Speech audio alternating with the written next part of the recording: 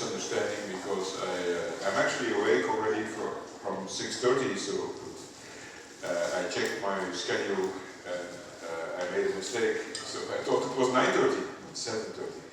So my apologies, and thank you for staying, because in Belgium we have something like, it is called academic quarter. It means students should only wait 15 minutes for professor, and then they can go home if they want. But I think the rules in Vietnam is probably different. So thank you very much, and I hope we can make up for the lost time and continue with the general chemistry class. Okay, so we were discussing about what is enthalpy.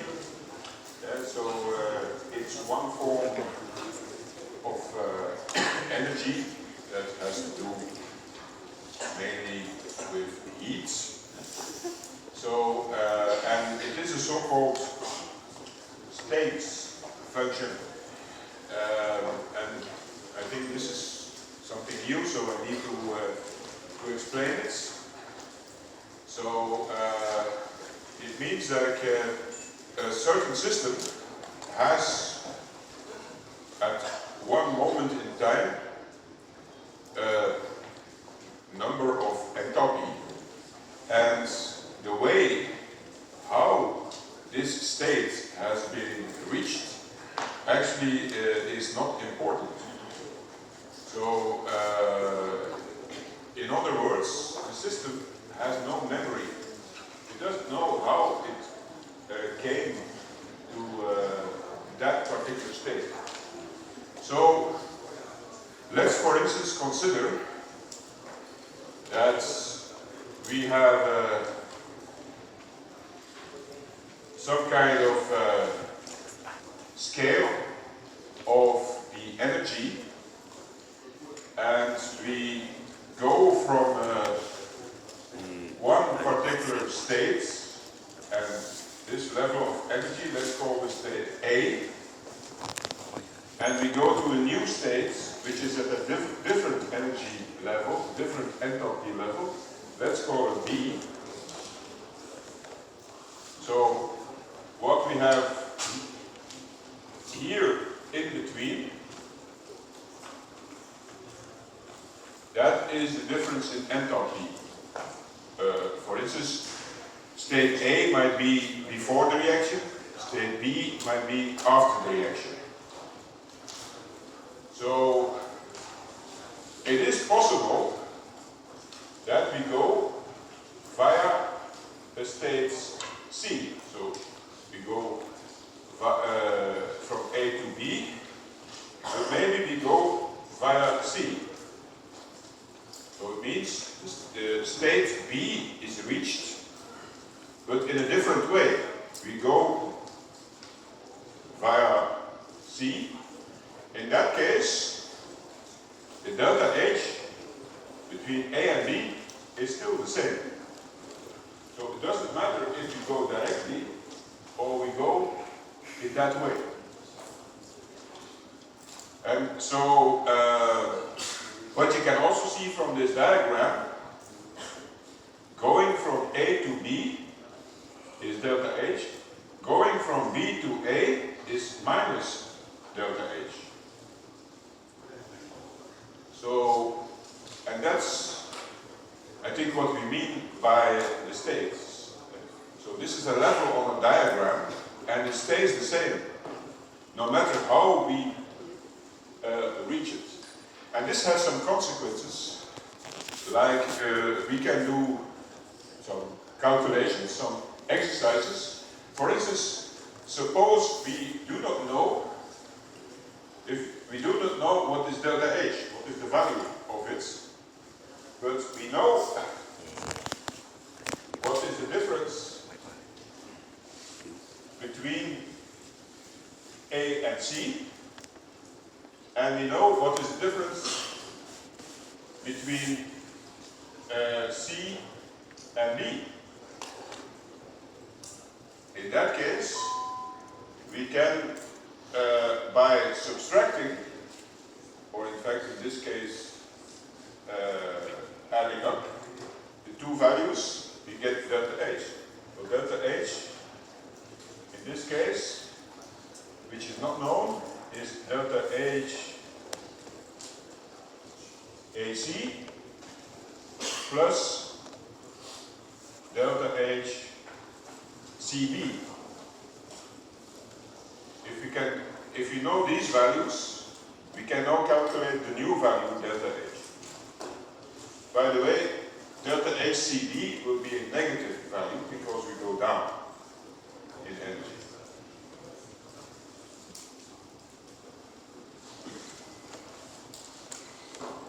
Okay, so I know that students sometimes have some trouble understanding what is a state function, so I wanted to have some extra explanation.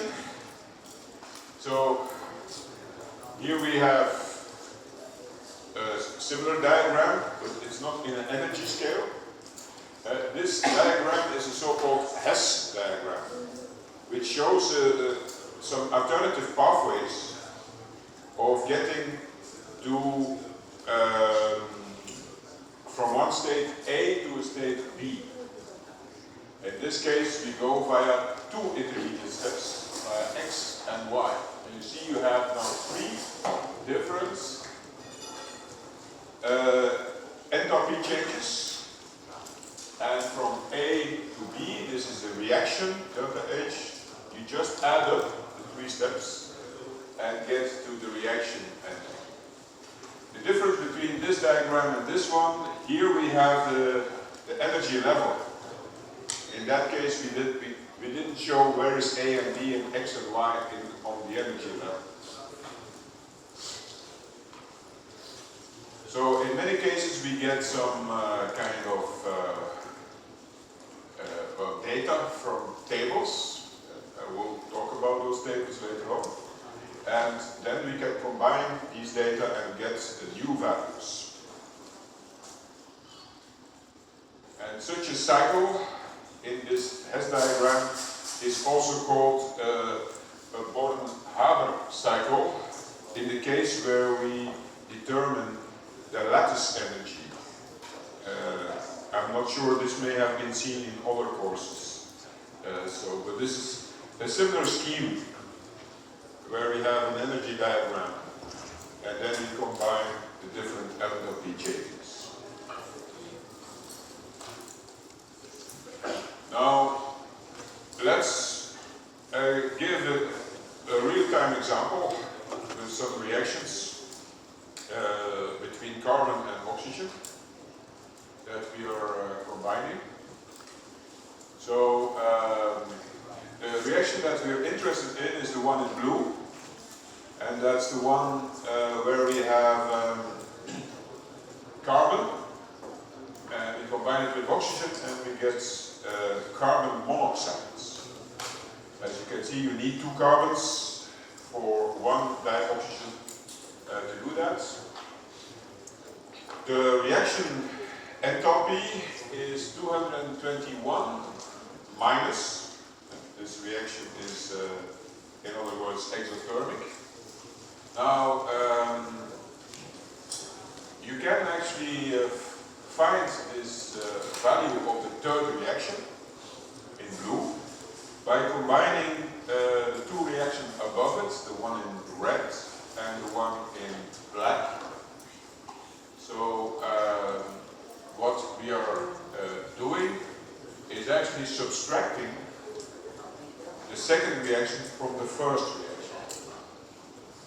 And so you can do this mathematically with the same entities.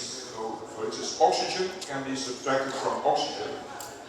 In the red one we have two oxygens. In the black one we have one oxygen. So what is remaining here is one oxygen.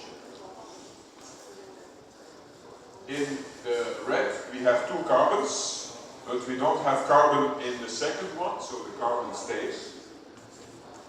In the black we have two COs, which is negative two COs. Negative means you put it to the other side, behind the arrow. So this is the 2CO that we have here. And there we have on the other side 2 CO2 in the one, and we subtract 2 CO2, so the CO2 disappeared in the third equation. So now the interesting thing is you can do the same subtraction for the enthalpies and get a new enthalpy of the third reaction. So in fact, the first reaction is the double of the combustion of carbon, because normally it is carbon plus 1 O2 gives CO2. But we have it 2 times, so we should calculate the enthalpy 2 times. Delta H combustion. So that's 2 times minus 393.5 kilojoules.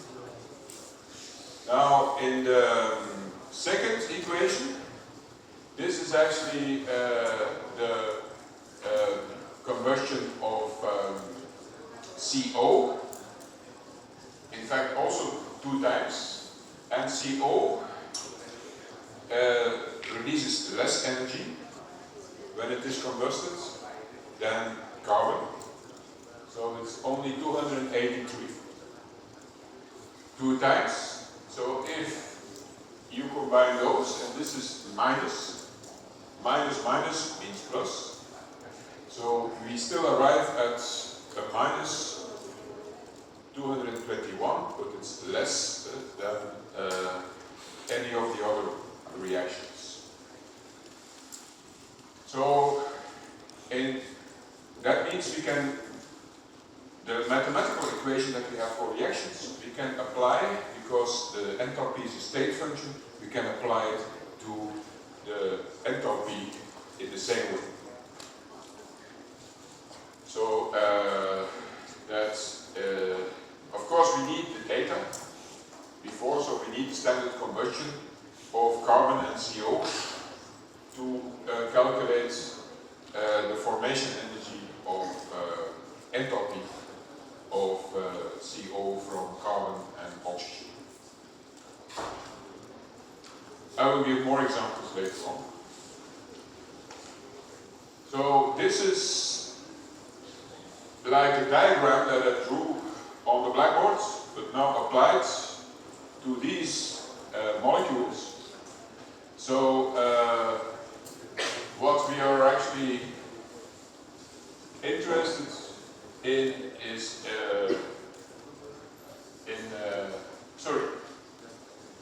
this blue arrow here. So this is the formation of CO. It's 110.5 because it's counted as carbon plus half oxygen to CO. So it's not exactly the same as before, because this here was 2 carbon plus oxygen. That's twice. This is why it's 110 and not 221. So this is what we are calculating. We know this and we know this. So if you make the difference, we can know the enthalpy of the step going from carbon to oxygen to CO. So this is the Hess diagram with the energy levels.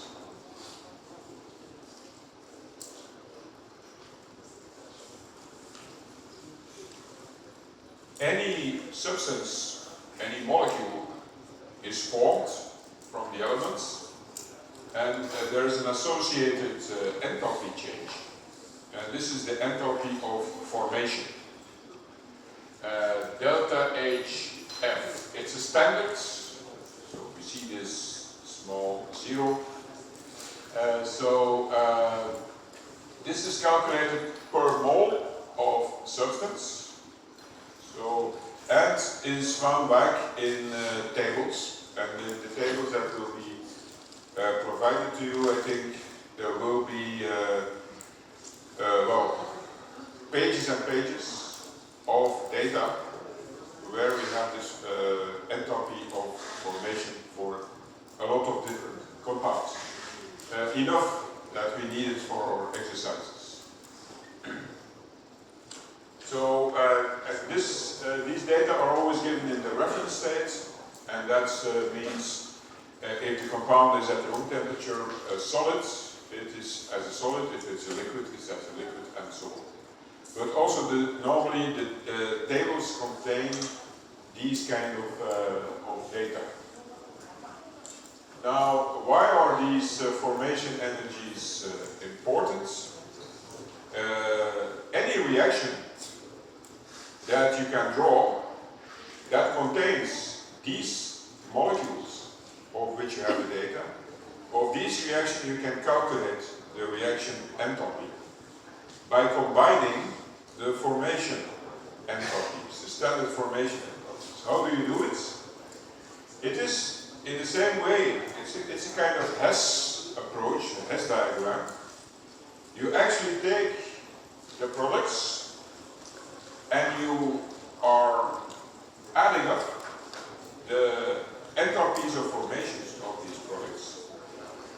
And there's an N, that means the coefficient in the reaction has to be added.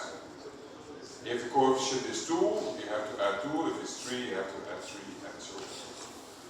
Then from that, you have to subtract the formation energy of the reagent.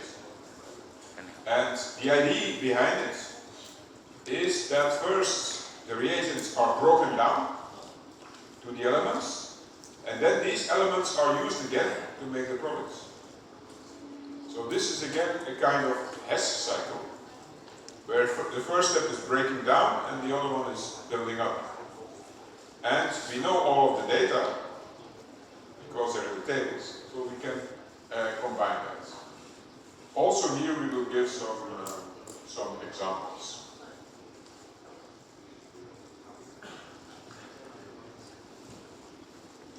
Ammonium nitrate is a substance that is used as a fertilizer.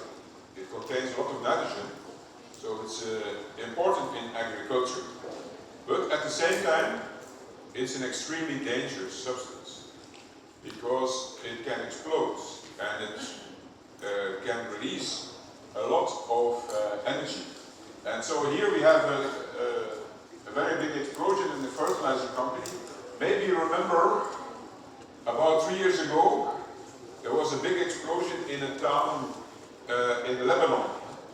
So in the capital of Lebanon, there was a very big explosion. It destroyed half of the town. So here we can actually look at the reaction. Ammonium nitrate is a solid, and it goes to N2O. That's laughing gas, dinitrogen oxide, and water. Because of temperature, the water is actually in the gas phase. So all of the things are in the gas phase. It means you form a lot of gas, a lot of pressure. And that's the reason also for the explosion, together with all of the energy that is forming. So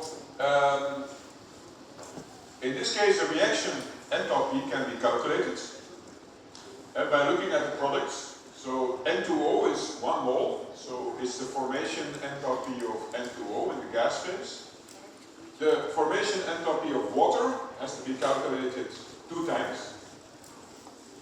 And the starting material is ammonium nitrate, so you have to subtract, in this case, the formation enthalpy of ammonium nitrate from the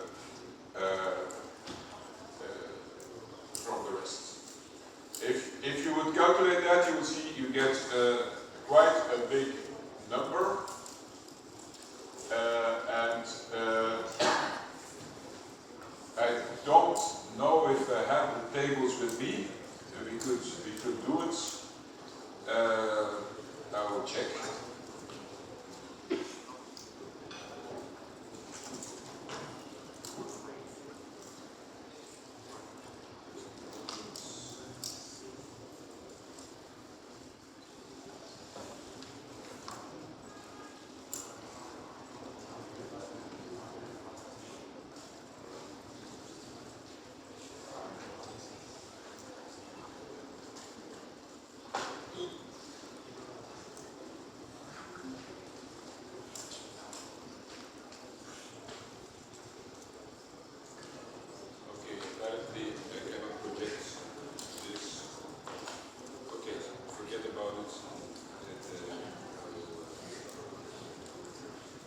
I will do this later in the question and answers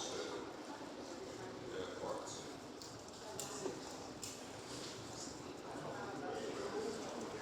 Okay. But it's possible to do it, but we will do it later when I have the data with me. And then I can project it.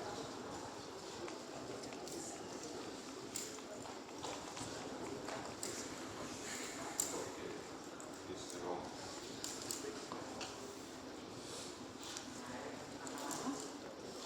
Good.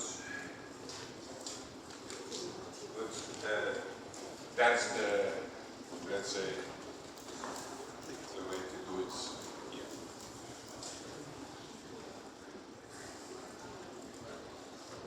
So here we have another example of such application of a Hess cycle. The dissociation entropy of methane. We're actually looking at atomizing methane. Methane is a molecule made from carbon and hydrogen atoms, and after the dissociation we have carbon in the gas phase and we have 4 hydrogens in the gas phase. So suppose we want to calculate with the data that we have what would be the entropy of atomizing methane. Then we can do a Hess cycle, and in fact we could go via the elements in the natural state. So here we have carbon, and carbon in the normal state is solid. We have hydrogen, and hydrogen is a gas, but it's of course dihydrogen. So we don't normally use four atoms of hydrogen, but 2 molecules of dihydrogen. So if you go from here to here, we can use the data that we have, because that's nothing else than the formation entropy of methane, because that's the definition. It's the entropy change when going from the elements in their natural states to the molecule. So from here to here, that's nothing else than the formation entropy. Now, what about from here to here? Do we have data? Yes. In the table, we can find the data for atomization energy of carbon. And so we need to do that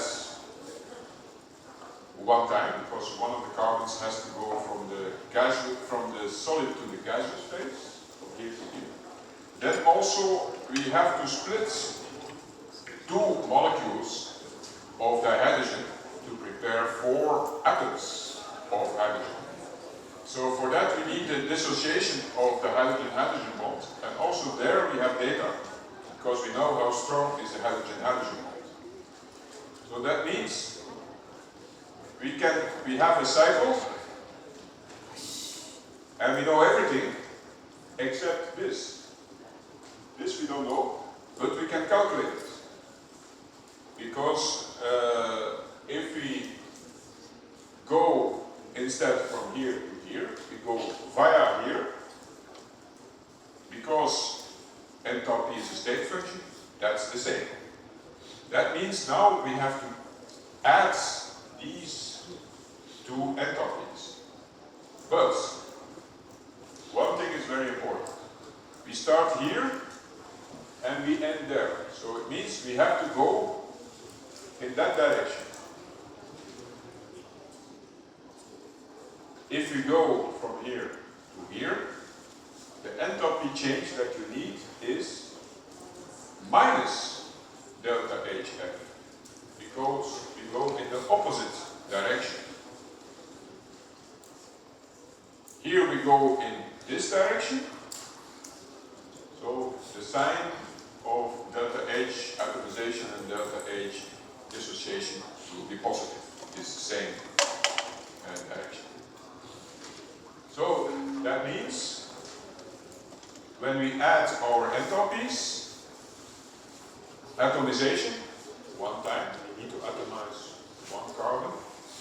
Dissociation energy of the dihydrogen, two times because we have to dissociate two molecules.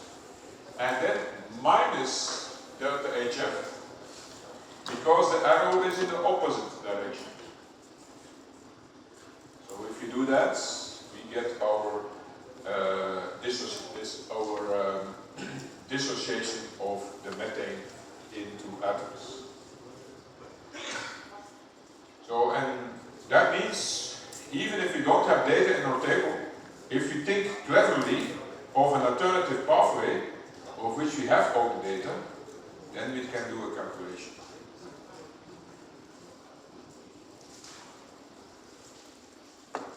Okay, now it's time for a second law of thermodynamics. This needs some additional explanation, but let's first just state the law. It says that the driving force of a spontaneous process will always be towards a more chaotic state. So we move always to more disorder and not to less disorder. So to give a few examples, because this sounds very theoretical. So for instance, when you have a glass of cold water and a glass of boiling water, and you add them together, you get some water that has an average temperature, maybe 50 degrees. But the opposite process is not possible. You cannot take a glass of 50 degrees and take half of the water out that is 100 degrees and half of the water that is cold. And so the mixing means we have more disorder. And so this is okay, we can do that, but the opposite is not possible.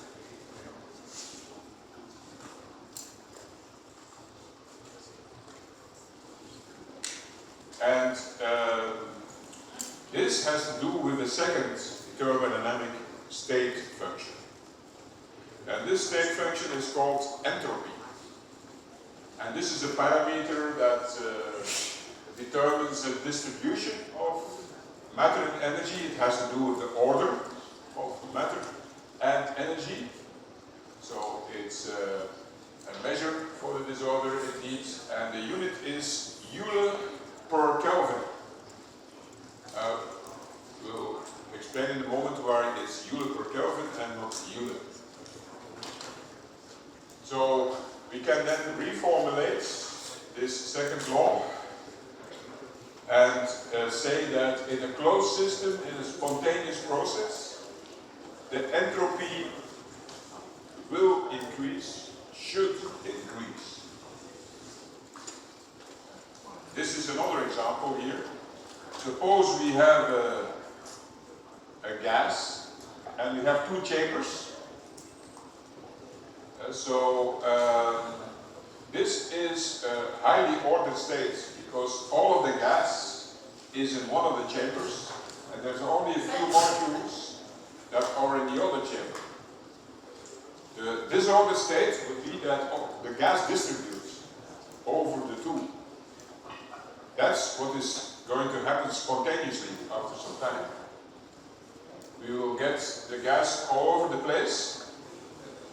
And then to go back to this state, which is more ordered, is not possible. The only way how it is possible is if you put the pressure here and we push all the molecules to this side. But that is not spontaneous. That means we have to put in energy to do that and to go to this more ordered state. If you relax the pressure, then we will go back to a state where the gas molecules are divided. So it's not logical that you would have all of the molecules only on one side. The disordered state is the more logical, the more like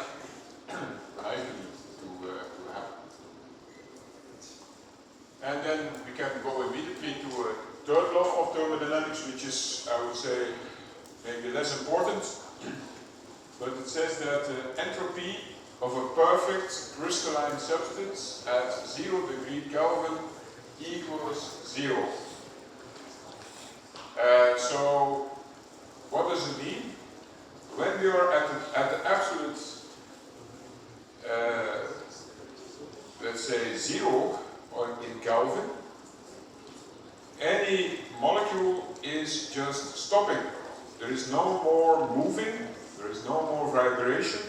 Everything is disordered, is completely ordered. So the entropy at that moment will be 0. It means there is no negative Kelvin temperature. It's not possible, because once everything stops, that's the end. You cannot stop more than you have already stopped.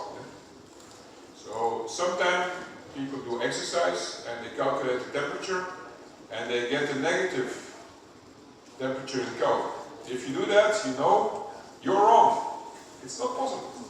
It's not possible to have negative temperature in Kelvin, because at that moment we are at 0 and we cannot go below 0. Of course, if now the temperature is increased above 0 degrees Kelvin, there will be more and more disorder. The molecules start moving, start vibrating. And the higher the temperature, the more it vibrates, and the more is the disorder. So, and in fact, how much disorder you have depends on the aggregation state. So if you have a gas, we have a maximum entropy. So because these particles are just moving anywhere they want, especially in an ideal gas, there is no restriction for these particles to go. So the liquids, the molecules are next to each other and they interact to each other, but they're still more or less free to move throughout. They can diffuse throughout the liquid state. In the solids, your molecules are fixed. They're in a lattice. They're very much ordered. They can still maybe vibrate a little bit. So there is a little bit entropy left. But the entropy is the lowest when we are in the crystalline state. So again, we are mainly interested in entropy changes as a result of chemical or maybe also physical process. So that's the difference between an initial state and a final state. And so we also here can define standard entropies as the entropy of 1 mole of a certain substance in its standard state. So just to show you that how when we heat a substance, how the entropy is varying, it's actually, as you can see, not continuous. So in the solids, for instance, we have a slow increase.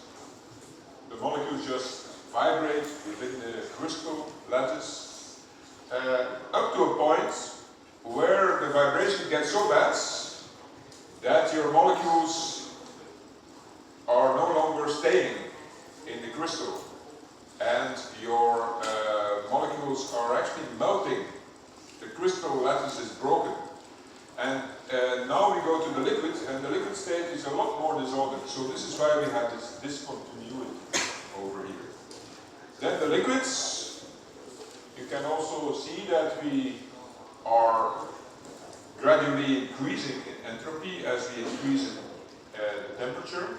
At a certain point, the boiling starts and the molecules escape the condensed state, the liquid. And now we go to gas, and you see the gas is much higher in entropy. And so, and of course, as you heat up the gas, also the entropy again will be higher. So, of course, these differences here are the entropy of melting, and from here to here is the entropy of vaporizing.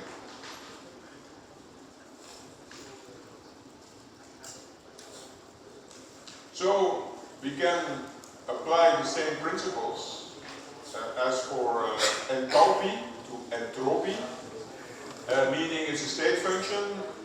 If you revert the process, it's the same value, but we put a negative sign instead of a positive sign, or vice versa.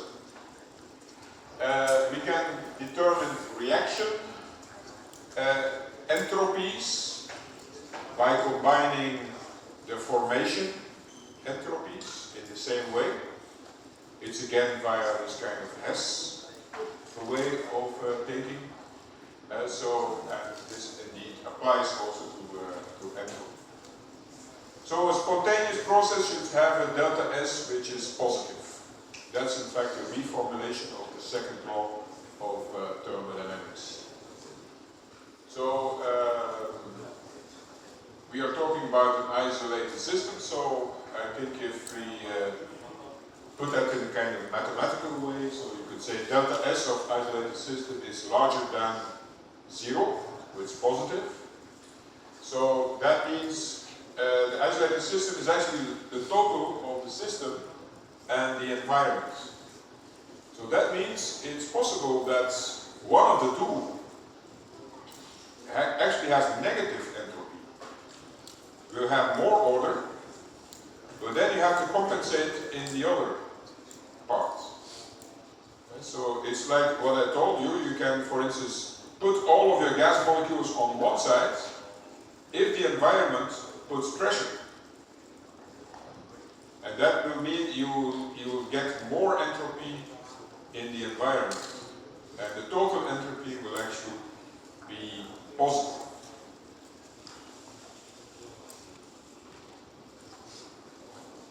So, what kind of differences in entropy do we have?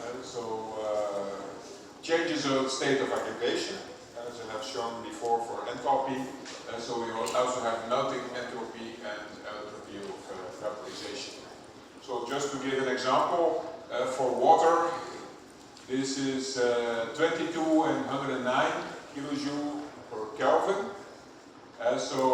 Again, the vaporization is much higher because we have a much bigger change in entropy if we go from the liquid to the gas. So in most of the cases we will be interested in reaction entropies as chemists. So we can obtain them from standard entropy of the reagents, so the formation entropy and the products. So here we have a simple reaction of the formation of water from the elements. So it's the combustion of dihydrogen, you could say. So that means the product is water. The coefficient is 2. So we take 2 times the entropy of water in the liquid phase, because we also have in our reaction the water in the liquid phase. The entropy in the liquid phase, of course, is different from the entropy in the gas phase. So we have always to see which one we are going to take. Then these are the 2 starting materials. These entropies we have to subtract. There are 2 hydrogen molecules, so 2 times the entropy of dihydrogen in the gas phase, and 1 time we subtract the entropy of dioxygen. If you do all of that, if you take the values from the tables, you arrive at minus 326.7 joule per Kelvin. So this looks like I'm just now contradicting myself, because this reaction clearly has a negative entropy.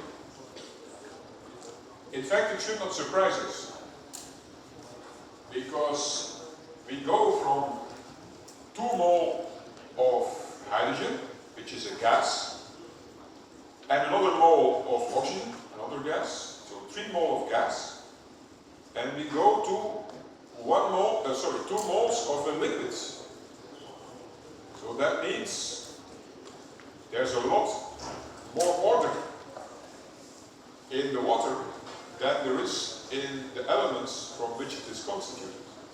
So it's very logical that this is actually a negative entropy effect. So how is it possible then? Is this not a violation of the second law of the thermodynamics? Well, you could think it is, but we have not considered the enthalpy of the same reaction. So, if you look at that, you will see that the reaction enthalpy is actually also quite negative. And the heat that will be released to the environment is 571.6. So this is an enthalpy that is lost from the system into the environment. That means the environment starts to heat up. And the molecules of the environment are moving faster and they are more disordered. So that means the entropy of the environment is higher. And, well, in fact, how much entropy of the environment do we have raising? We can actually calculate that by making the ratio of the enthalpy that was given to the environment, subtracted, or not subtracted, just by ratio to the temperature in Kelvin. So if you do that, you see that it's 571 divided by 298 when we work at 25 degrees. And that's 1918.1 Joule per Kelvin. Be careful, enthalpies are in kilojoule and entropies are in joule. And Q is, of course, 10 to the third. So that means this more than counteracts the entropy that we lost in the system, because we have gained much more entropy in the environment. If you add them up together, you see that we are still overall gaining almost 1600 joule per Kelvin. So, no problem. Our second law of thermodynamics is still being followed. But we have to look at the big picture. So, and in fact, this is something that happens very often. We have compensations of enthalpy to entropy. And this means we actually should look at the two together if we consider the total energy of a process. And this brings us to the term free energy. But maybe we should have a small break before we continue with that. And so, because okay, I started late, but still, I think maybe a small break and then we continue with free energy.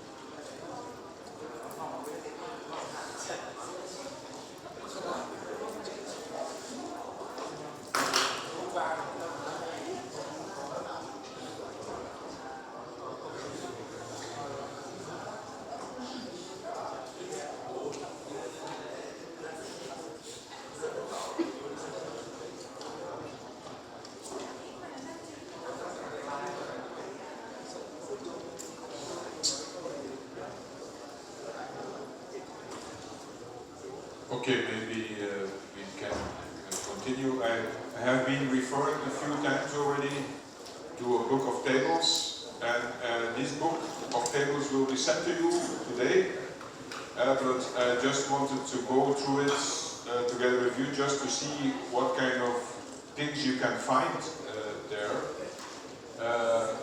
So I think the first information is not so important, periodic system of the elements. I think table 2 is of importance for thermodynamics because you find electron affinities, you find ionization energies, and so on. So these might be sometimes of importance. So let me just maybe scroll through it together with you. In table 3 you have average bond energies. Also these may be important for the thermodynamic calculation. And I think the most important one is table 4, when you have all of the thermodynamic parameters. The enthalpy, entropy, and so on. These data are at room temperature. There is a lot of other stuff which we will use for other parts of the course, but I will now briefly scroll to it. So of course here we have our periodic system. So here is the table 2, according to atom number. So for instance we want the ionization energy of carbon. So we look under C, and here you can see the ionization energy of carbon is 1086 kilojoule per mole. And that's it is minus 122 to accept an electron. And this is typical. You will see all of these values are negative. Except sometimes you have positive values, but these are for the second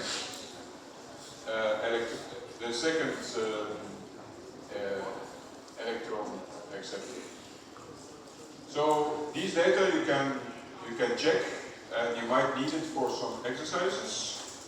So we go for the whole periodic table. I don't think we will be needing all of them.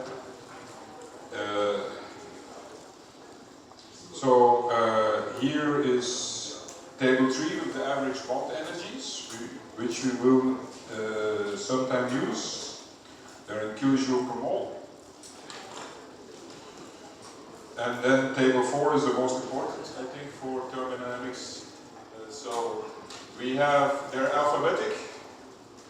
So it's according to elements and the main derivatives of elements. And for instance, here we have all of the compounds that are important from silver. So the first table is the formation enthalpy in kilojoule per mole.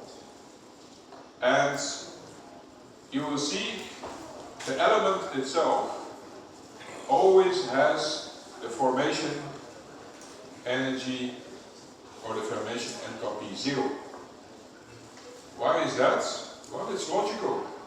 Because this is the energy you need to form a compound from the elements.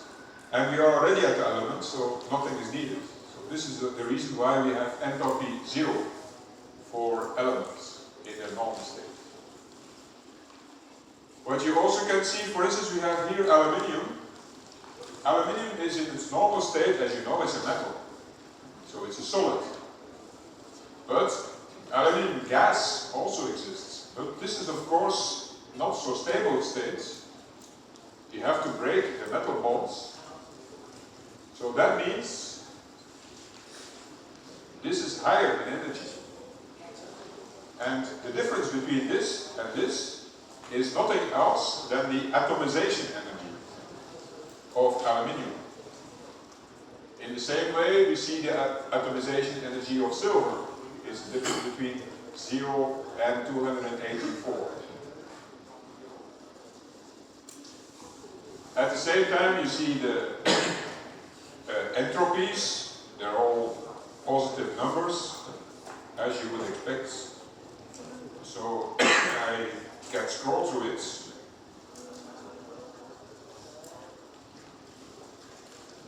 Okay, a little bit too fast. So, for instance, for the exercise that I had a few times ago, we needed the formation enthalpy of ammonium nitrate. You can see it over there. It's minus 364. We needed the formation enthalpy of dinitrogen oxides. It's also over here. So N2O, yeah, 82. And we needed the formation enthalpy of water in the liquid phase. So water, I think it's under oxygen. I'm not sure. It's too fast.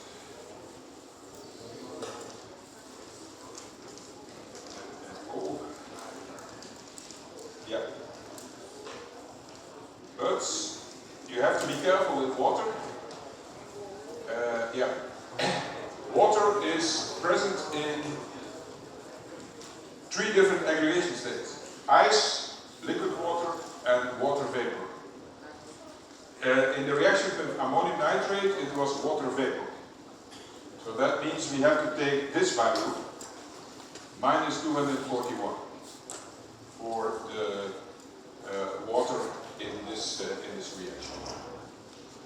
So this is, I think, as long as you use the table cleverly, I think it's not a problem. It's just small calculations that you have to do, but just you have to know exactly what you're doing, and then everything will be fine. Okay, I might refer to this table later on. Maybe I will just briefly scroll to it. These other things are about ionization constants. They will be more important for a later chapter about equilibrium. Acid-base equilibrium, these are about solubilities. Also here we have equilibrium constants, stability constant of complexes. And then this is a very important table also for the part on electrochemistry, because it gives all of the standard reduction potentials of the different species. On the left we have acidic medium, and on the right we have basic medium. So also here we can get quite important information in this table. So and then there are some less important things, maybe not of importance in this course. Some the values for units, gas constant, for instance, and that's good. Good. Let's go back to the course. Yeah, so I was referring to this. So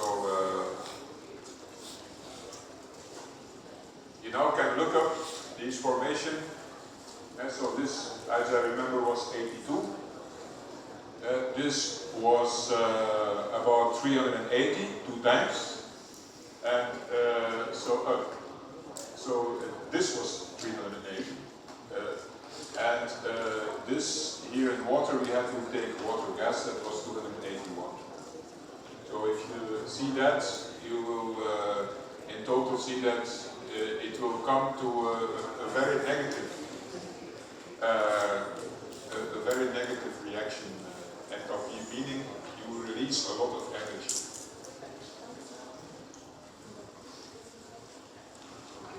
let's go back to the free energy.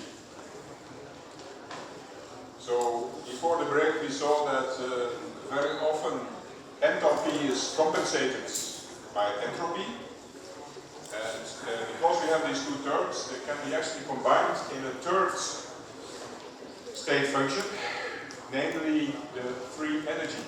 So also sometimes called the Gibbs free energy, after the scientist who first was discussing it. So this is why we have abbreviation G. And G is consisting of the term H, meaning enthalpy, and entropy. Entropy is there, but it is multiplied by the absolute temperature, the temperature in Kelvin. This is needed to bring it to the energy, because you know that enthalpy is in kilojoule and the entropy is in joule per Kelvin. So to bring it to the same term, you need to multiply it with the temperature. And now I think we can reformulate the second law of thermodynamics and say that the process will be spontaneous when the change of the free energy will be negative. So a positive change of free energy is a non-spontaneous process. And there you would need some external pressure or some extra energy that would need to be put in. So actually it's a reformulation of the second law, and you can actually write this in a kind of mathematical way, you might say. So the first line is our first law of thermodynamics. That says that entropy change should always be positive for an isolated system, or in other words, for the system and its environment. So that's indeed what we see. Now, you could say that, as we have done in the previous example for the oxidation of the hydrogen, that the entropy of the environment is actually the heat that is released, okay? Is proportional to the heat that is released by the system. And so that means we can add this heat as delta H. Of course we have to divide by the temperature to bring it to the same unit. So the entropy change in the environment is the same as the one from the system, but the sign is changing. So that means now we can write this as delta S total is delta S system minus delta H system over the same temperature. If now we multiply everything by temperature, we actually can see that this becomes temperature delta S system minus delta H system should be larger than 0. And if now we multiply everything by minus 1, we see that actually delta G of the system should be smaller than 0. In such a case we call this exergonic reaction.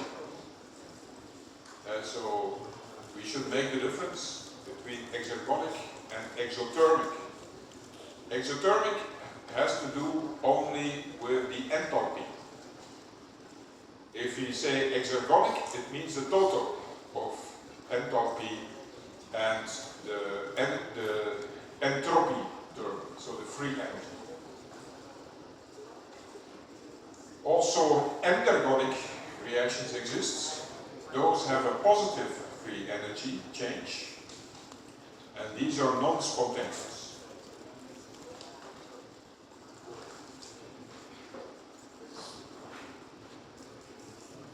So in the same way. So that means we have the possibility to have standard free energy when we are working at standard conditions. For instance, the melting of ice at 0 degrees, it can be seen as consisting of an enthalpy term and an entropy term. And in fact, at this temperature, the free energy of melting is 0. What does it mean? It means, in fact, at 0 degrees, both ice and water can exist at the same time. So you could say they are in equilibrium with each other. If we are at a higher temperature, then delta G of this melting process becomes negative. That means the spontaneous process is that now the ice is moving to the water. If we are at a lower temperature, below 0, in that case, the delta G for the melting becomes positive. That means it's not spontaneous for ice to melt below 0 degrees. It stays as ice. So the freezing will occur when we start from the liquid, because that's the spontaneous process. Because going from the liquid to the ice, freezing, is the opposite process, so that's minus delta G, and this now is negative. So that's spontaneous. But at exactly the 0, it's not negative and it's not positive, it's 0. The free energy. And that's why we can actually coexist, ice and water at this temperature.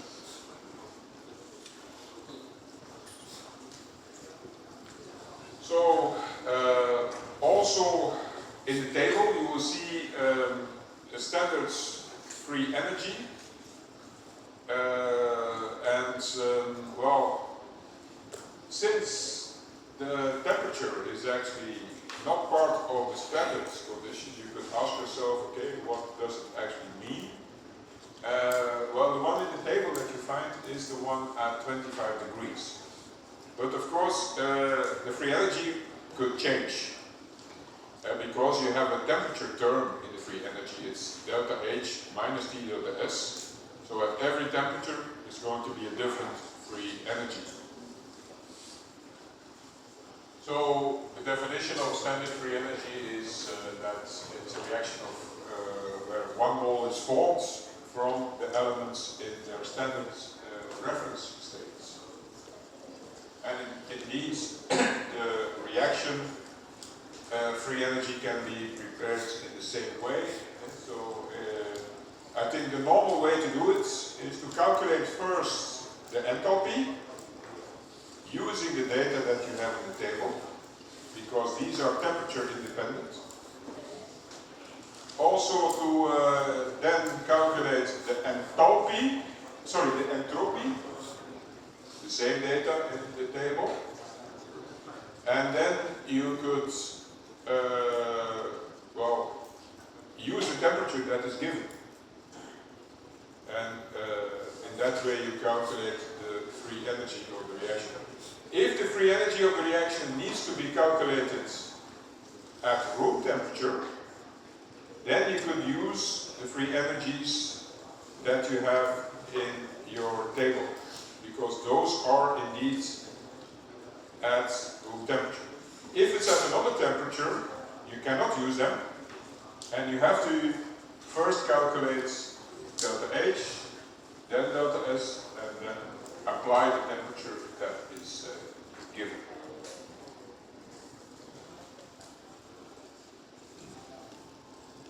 So, delta G, the free energy, or the standard free energy in some cases, is actually dependent on temperature, because there's this term T delta S.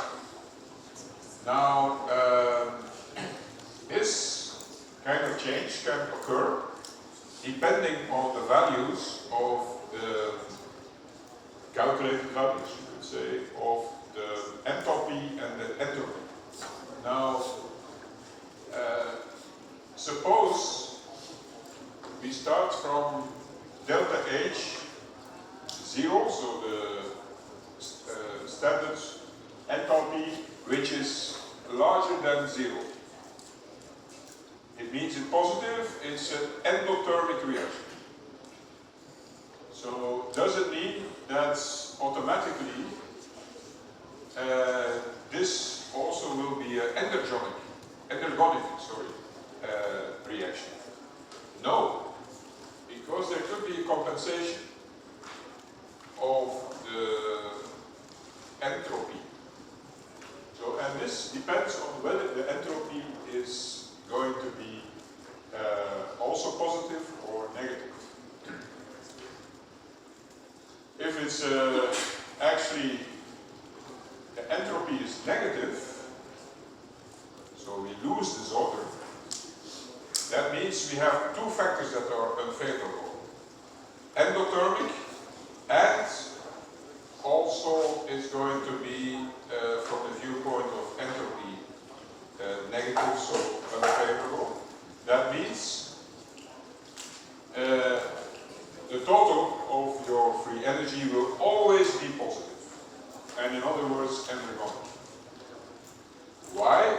Well, when you have a negative delta S, the term is minus T delta S. And minus is plus. So you add something that is positive to something that is positive, so you can only arrive at a positive number. Now the situation changes when you actually have positive entropy effects, because now the term minus T delta S is a negative number. So we have a positive number and a negative number. And depending on T, the T delta S might go bigger and bigger and bigger until the T delta S in absolute numbers is bigger than the delta H. At that moment, we get a negative number. And a negative number means exergonic reaction. So it means if you have a favorable entropy, an endothermic reaction might become exergonic by compensation. Okay, let's look at the second situation. We have an exothermic reaction, negative enthalpy values. Now, again, we have two situations. Maybe also the entropy is favorable, meaning it is positive. Then the term T delta S is also positive, minus T delta S is negative. So we have negative and negative. Together, it's a big negative number, and meaning exergonic reaction. But we have also here a situation where we could compensate enthalpy and entropy. The enthalpy is positive, but if delta S is negative, minus D delta S is positive. So this positive number could become in absolute numbers bigger than the enthalpy, and then we arrive at, in total, a positive number for the free energy. And this means an endergonic reaction. Now, for the people who like mathematics, it is easier to see when you put it in a graph. We put the free energy, or the free energy change, as a function of the temperature. And then, in fact, what we see is that this is a straight line. And at this straight line will have a slope, and this slope is proportional to minus delta S. So if you have a positive entropy, the slope is going down as a function of temperature. If you have a negative entropy, it's actually going up. Because a negative entropy is actually not favorable. Because according to second law, we want to go to higher entropy. See, we go down for the value of delta G. That's a good thing. Because the more negative, the more spontaneous is our reaction. This is getting more and more unfavorable as we go up in temperature.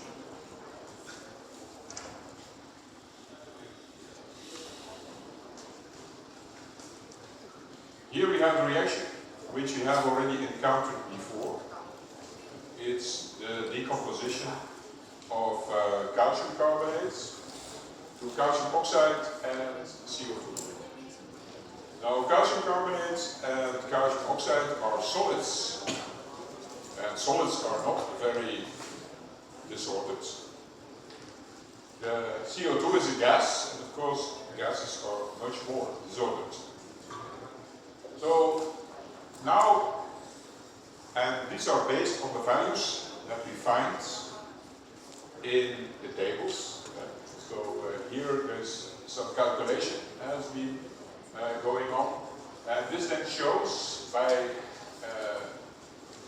we add the formation enthalpy of calcium oxide to the formation enthalpy of CO2, and we subtract the formation enthalpy of calcium carbonate, and then we arrive at plus 178.2. This is actually an endothermic reaction, so that part already is unfavorable. Now, when we calculate in the same way the entropy, we will see that the entropy is positive. That's good. That's the direction that we want. We want more disorder. Now, this actually should not surprise us, because we start from a solid and we get a solid and a gas. So for sure the disorder has increased. So it would have been very surprising if we didn't have a big number for the entropy.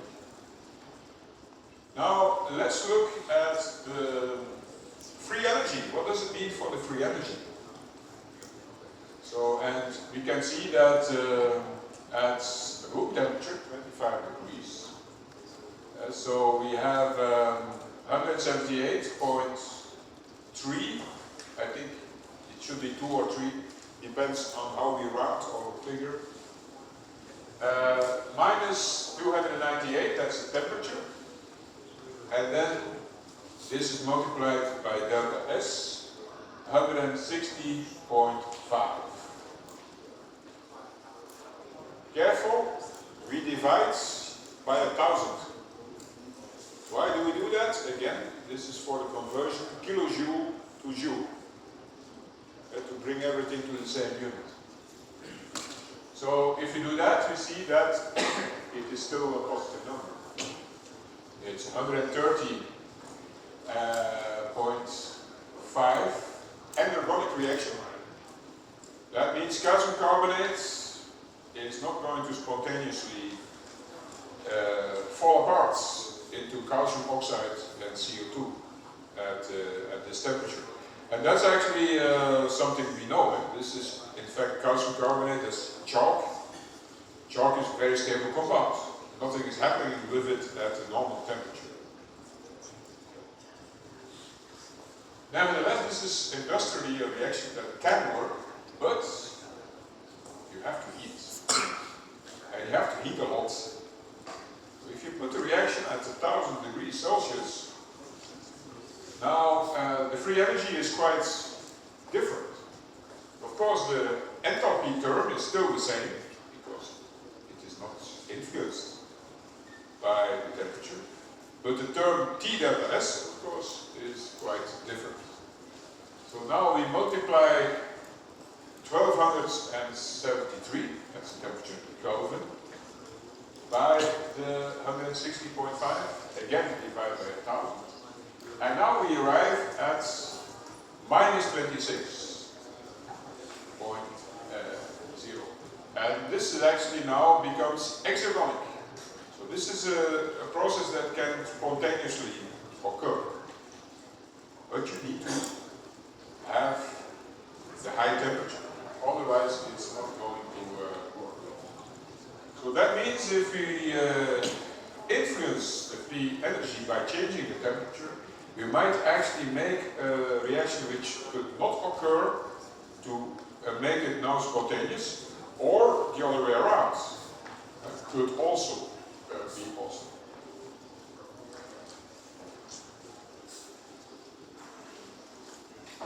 So, again reminding you that the free energy is also a state function, so the same things apply. So that means by combining reactions, we can also, if we combine the free energies in the same way, we can then calculate what is the free energy of a new reaction. So also here we can calculate the free energy of a reaction by combining the formation free energies. But this is normally done by combination of the enthalpies and the entropies rather than doing it in this way, because the formation free energies are not generally in tables, at least not at every temperature, only at room temperature. But theoretically it is possible. Okay, so this is a reaction that is quite important in industry, and it has to do with making iron from iron ore, iron oxide. So this is how iron is found back in nature. You don't find it back as metal, but you find it back as iron tree oxide. So, and in fact, by combining this at high temperature with CO, carbon monoxide, you can create iron, metal, and CO2 gas is coming out. It's one of the reasons why the iron industry is actually certainly not CO2 neutral. It's actually producing a lot of carbon dioxide. Now, this is a reaction for which we might want to calculate the reaction free energy. And in fact, we could split it up into two reactions. And one of the reactions we could see is the oxidation of iron oxide. In fact, this is the formation energy of iron oxide, as you can see. And we could, in this reaction, actually we need only 2 irons. So we can take half of this equation. It means also we have to take half of the free energy. So it's kilojoule and not kilojoule per mole, because it's based on the reactions. Okay, this is the oxidation of CO to CO2. This we have talked about earlier. This gives 501.4 kilojoule. We need 3 halves, 1.5 of this, to make it into this reaction. So that means we actually have 3 COs, they come here. We have 3 over 2 O2, and here we have also 3 over 2 O2, so this will be fallen away. We have 2 irons, minus, so it goes to the other side. That's these 2 irons. we have half of 2, that's 1, diiron trioxide, X minus, so it goes to the other side, that's over here. And then the CO2, 3 half of 2, that's 3 CO2 over there. So in that way we can combine the reactions, and we have to combine them in the same way. 3 over 2, and then subtract half of the other reaction. We subtract half of the reaction, free energies, and then we arrive at the free energy of this reaction to prepare iron metal. As you can see, this is actually at 1000 degrees, because these are the values at 1000 degrees. At 1000 degrees, this is a spontaneous reaction. And so, because the value is actually negative.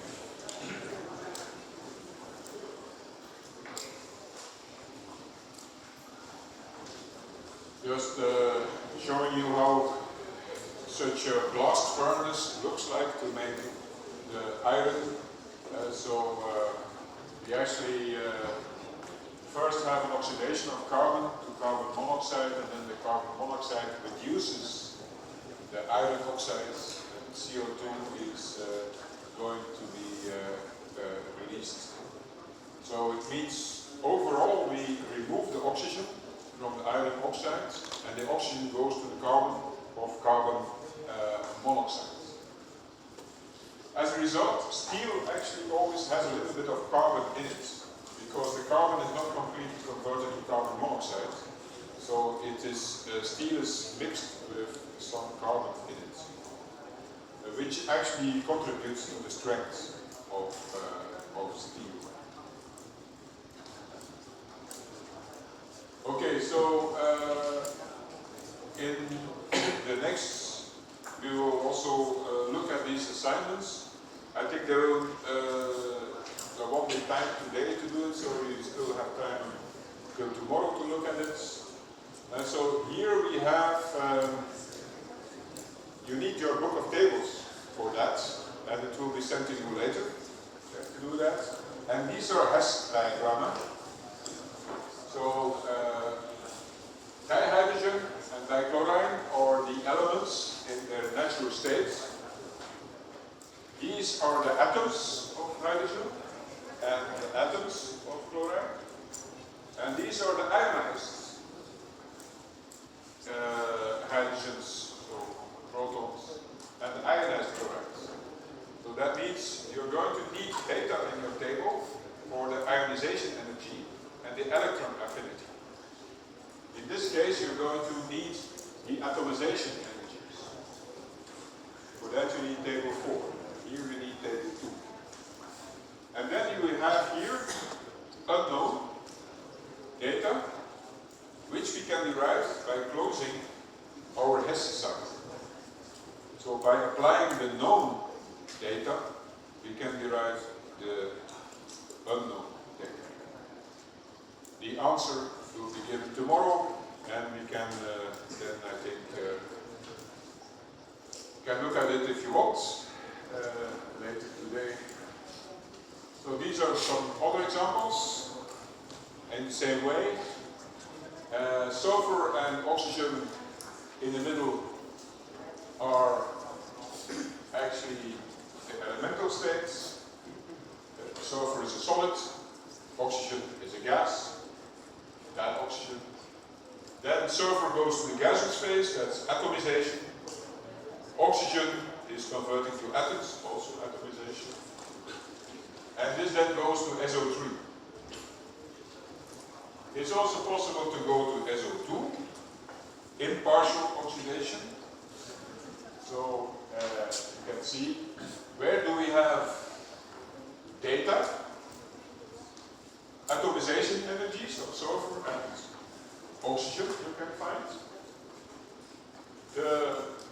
Going from sulfur and oxygen to SO2 or to SO3.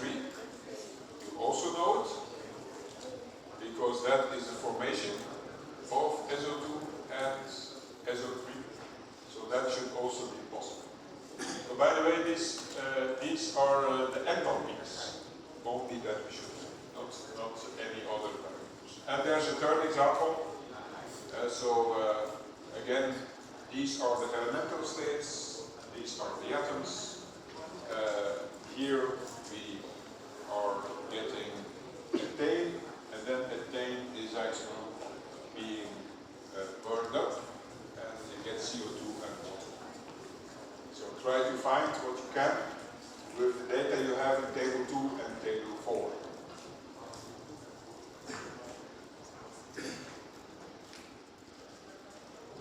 So again, there's some more theoretical questions.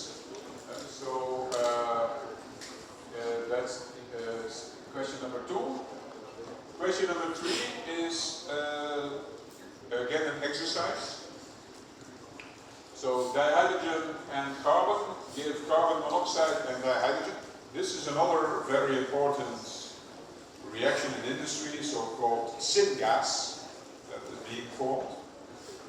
So we now should calculate at which temperature, from which temperature on, this free energy becomes negative. Or in other words, from which temperature on, this is spontaneous.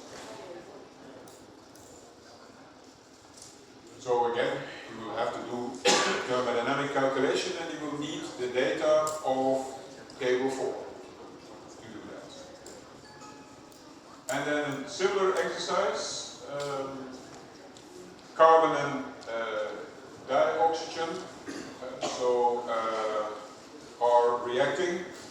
So carbon is a solid, of course, dioxygen is a gas, and they could react to carbon monoxides, which is a first reaction, or they could be higher oxidized to CO2. That's the second reaction, reaction B. But we also have carbon monoxide reacting with dioxygen to carbon dioxide. That's the third reaction. So now I would like you to discuss the influence of the temperature in the thermodynamics of the 3 reactions. So that means including the free energy and how is the free energy evolving in the temperature. And again, we could ask ourselves that in which temperature domain we expect that we would form carbon monoxide. And as you know, carbon monoxide is a very poisonous gas. So this is actually something we normally would like to avoid. And I think that's it for this. Okay, we have, I think, about half an hour left. So I think what I might do is already a few of the exercises or a few of the recapitulation of chapter 10 of yesterday.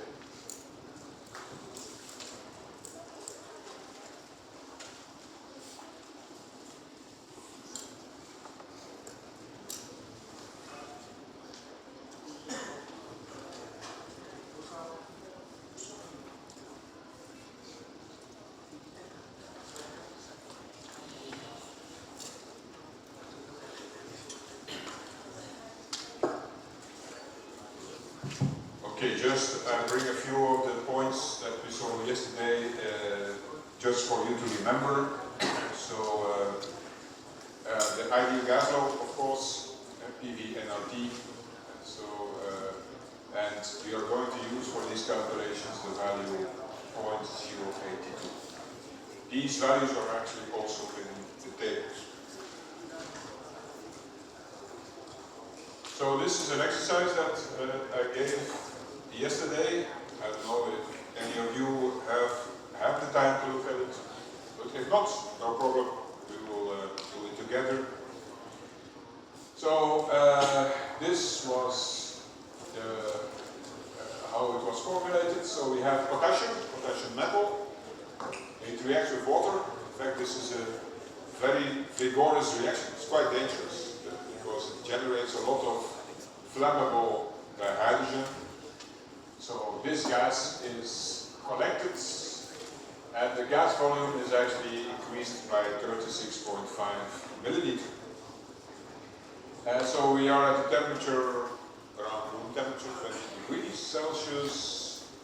The ambient pressure is 1 atmosphere, but we have a vapor pressure of water at this temperature of 0.023.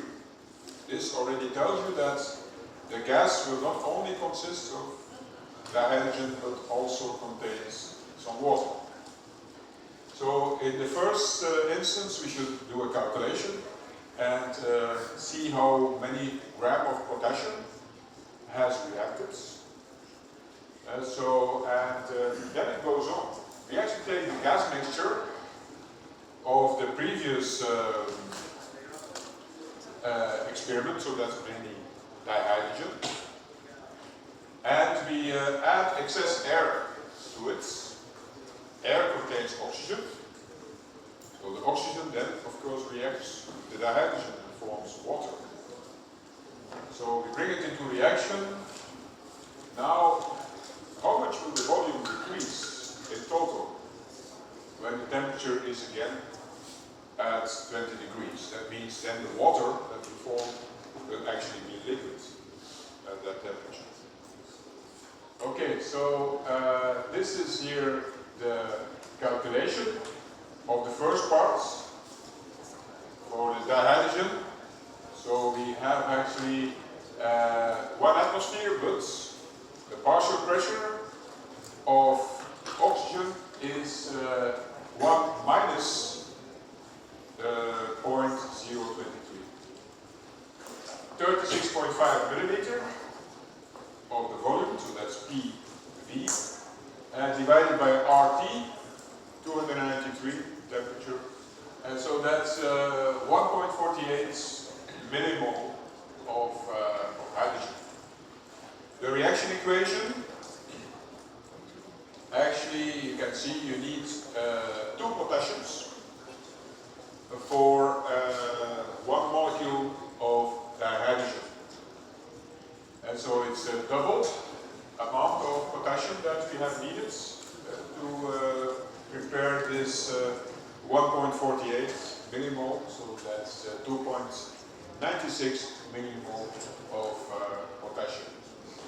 We wanted to know how much gram potassium, so we have to multiply this amount in mole or millimole with the molecular weight. So molecular weight of potassium is 39.1 gram per mole, so this is only a rather small amount, about 100 milligram, 160 milligram of potassium to create this 36.5 milliliter of gas. Now the second one, we actually are going to do something with the dihydrogen. We oxidize it with oxygen to water. As you can see, for every dihydrogen, you need half a mole of dioxygen, or for every 2 moles of dihydrogen, you need 1 mole of dioxygen. So it's a 2-1 stoichiometry. So that means, after the reaction is finished, all of the dihydrogen has gone. The dioxygen is in excess, so it will have half of it, so that's 18.25 milliliter, will disappear. And the question was, how much is now the volume decreasing in total? Well, the hydrogen was actually being formed and now has disappeared. So we are back at the situation where we were. But we have also lost the volume of oxygen. So this 18.25 milliliter, that's actually the decrease in volume that we will have overall over these 2 reactions that have taken place.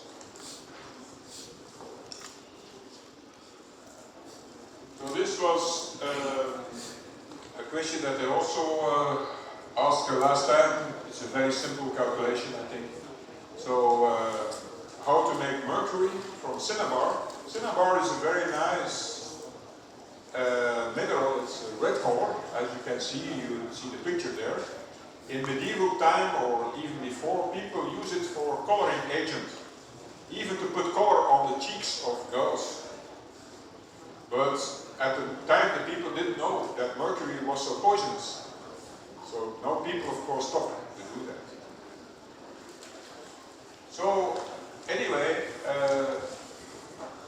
to do this calculation, we need the molecular weights of the corresponding elements, and we see the reaction equation. So it's actually very simple.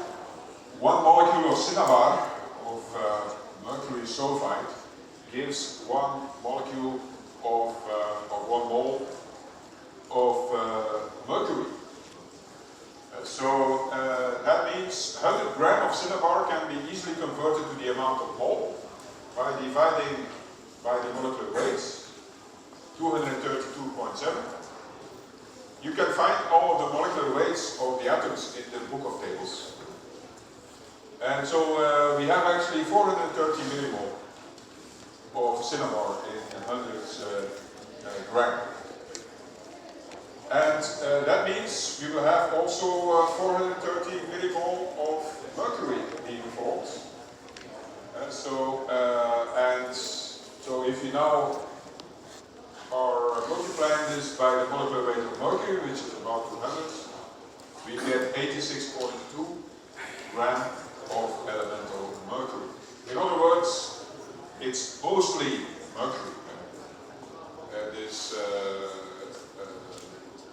This mineral contains mostly mercury. Very nice, but poisonous mineral. Okay, here, this is about the weight of air. How much does a liter of air weigh? And we consider only the two most common gases, oxygen and nitrogen. One is 20 mole percent, the other one is 80 mole percent. So what would be the mass, or you could say the weight, depending on the case, of 1 liter of air at 25 degrees and 1 atmosphere pressure? So this actually can be calculated based on the ideal gas law and on the law of partial pressures. So the molar amount of oxygen in 1 liter air at this pressure that we have shown is can be calculated from PV nRT. So N is then PV divided by RT. So and you can put everything. So the volume is not going to be 1 liter, but it's actually going to be 20% of that, because you could consider that 20% then is the dioxygen. So that means it's going to be 8.2 millimole of dioxygen. We can calculate for the nitrogen in the same way, but then it's going to be 4 times as much.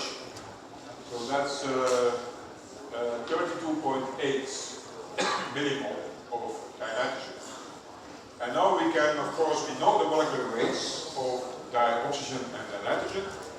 So we can just calculate their individual weights of the part that is dioxygen and the part that is dinitrogen. That's what is being done here. 32, that's for dioxygen. 28, that's for dinitrogen. And then we arrive at less than 2 grams. 1.18 gram. So in fact, air is very light. If we compare it with chlorine, chlorine was more than 2 grams. So,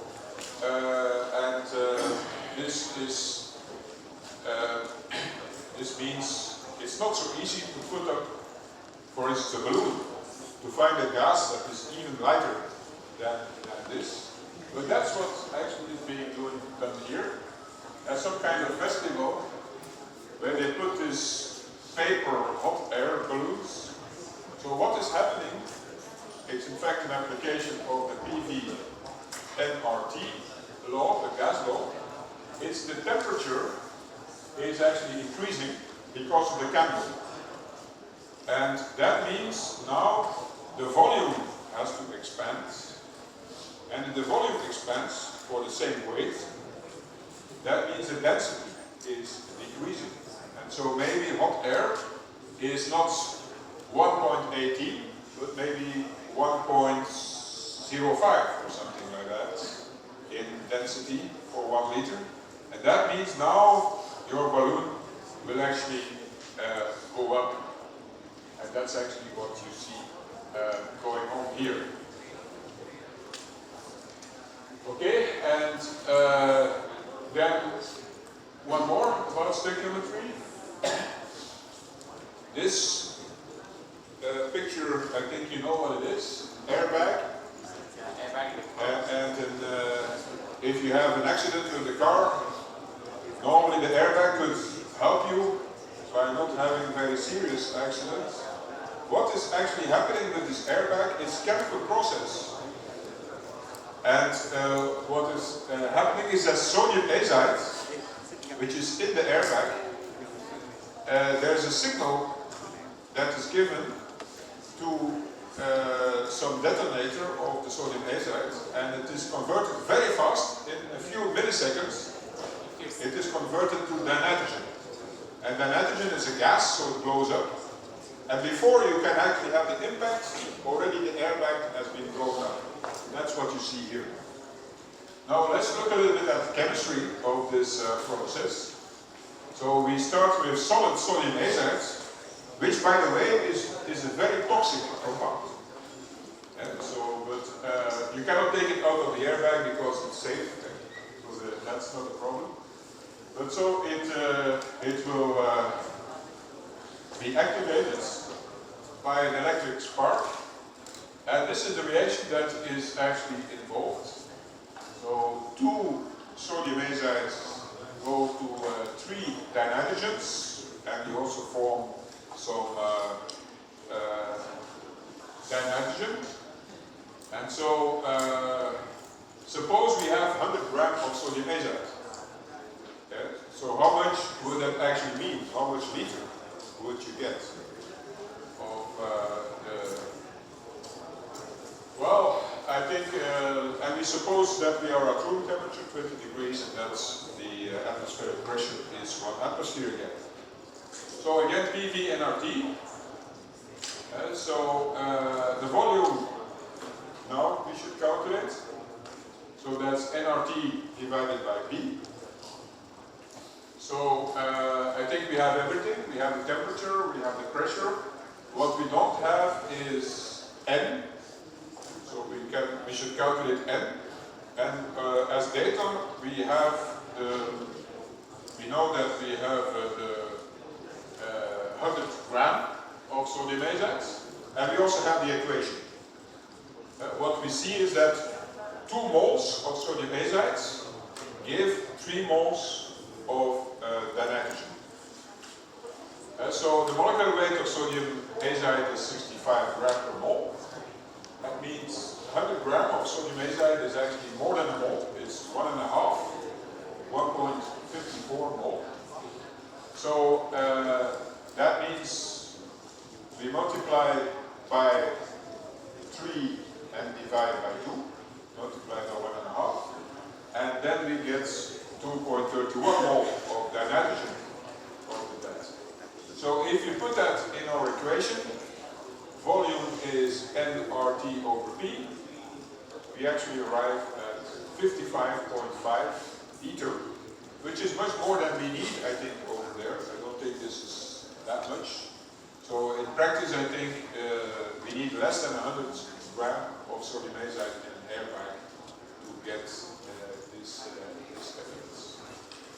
Okay, so the recapitulation of thermodynamics I will keep for the next time, and I think I will stop for today. So today we have a smaller session than expected, but I hope to be on time tomorrow. But this time my schedule is clear.